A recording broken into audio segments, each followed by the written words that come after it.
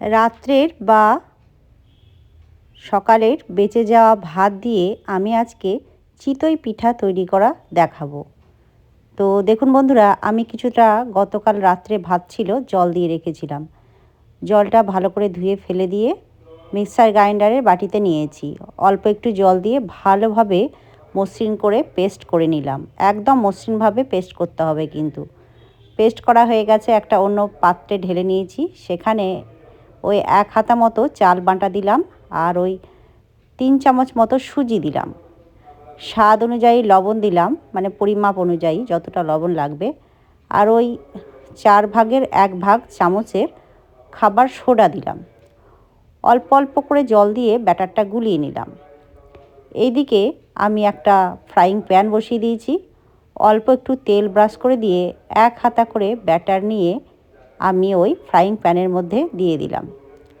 ওপর থেকে একটা ঢাকা দিয়ে দিলাম। তারপরে হাতে করে একটু জল নিয়ে ওপর থেকে চারিদিকে দিয়ে দিলাম। ওই মানে 1 মিনিট বা কয়েক সেকেন্ড পরে ঢাকাটা খুললাম। তারপরে দেখুন চিতই পিঠাটা আমার হয়ে গেছে, তুলে নিলাম। যতক্ষণ থেকে ওপরের ভাপটা না যাবে ততক্ষণ কিন্তু পিঠেটা হবে না। যখন ঢাকাটা খুলে দেখবেন ওপরে আর কোনো ভাপ বা ধোঁয়া উঠছে না, তখন বুঝে নিতে হবে যে পিঠেটা হয়ে গেছে। একটা পিঠে হয়েছে, দেখালাম আপনাদের কত সুন্দর জালিদার হয়েছে, সেটাই আপনাদের দেখালাম। এরকমভাবে একে একে সব পিঠেগুলো আমি করছি। আর ব্যাটারটা কিন্তু খুব পাতলা হবে না, একটু ঘন টাইপেরই থাকবে। তো একে একে পিঠেগুলো আমি তৈরি করে নিচ্ছি। ওই ঢাকা দিয়ে কয়েক সেকেন্ড, ওই 40-50 সেকেন্ড বা 1 মিনিট মতো ঢাকা দিয়ে রাখতে হবে। তারপরে ওপর থেকে যে হাত দিয়ে জল দিয়ে ওই জলের ভাপে কিন্তু পিঠেটা সিদ্ধ হবে। তো খুবই সুন্দর হয়েছিল বন্ধুরা, নরম তুলতুলে, খেতেও দারুণ। বেঁচে যাওয়া ভাত আমরা কি করি, খাই না, ফেলে দিই বা পরের দিন খাই। তো সেটা দিয়ে আমি আপনাদেরকে চিতই পিঠা তৈরি করা দেখালাম। তো খুব সুন্দর হয়েছে বন্ধুরা। একে একে পিঠেগুলো আমি তৈরি করে নিলাম। এটা মাংস দিয়েও খাওয়া যায়, খেজুর গুড় দুধ দিয়েও খাওয়া যায়। আমি এটা খেজুর গুড় দিয়ে পরিবেশন করব।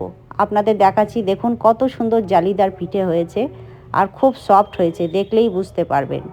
আজকে বেঁচে যাওয়া ভাত দিয়ে আপনাদের চিতই পিঠা তৈরি করে দেখালাম বন্ধুরা। কেমন লাগলো রেসিপিটা, চিতই পিঠা রেসিপি, অবশ্যই কমেন্ট বক্সে লিখে জানাবেন।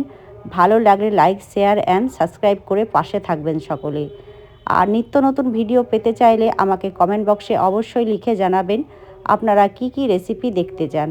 আমি অবশ্যই চেষ্টা করব আপনাদের সামনে নিয়ে আসার। আজকের ভিডিওটা ছেড়ে যাওয়ার আগে অবশ্যই বন্ধুরা পাশে থাকবেন, সবাই সঙ্গে থাকবেন, আমিও আপনাদের সঙ্গে থাকব। নমস্কার।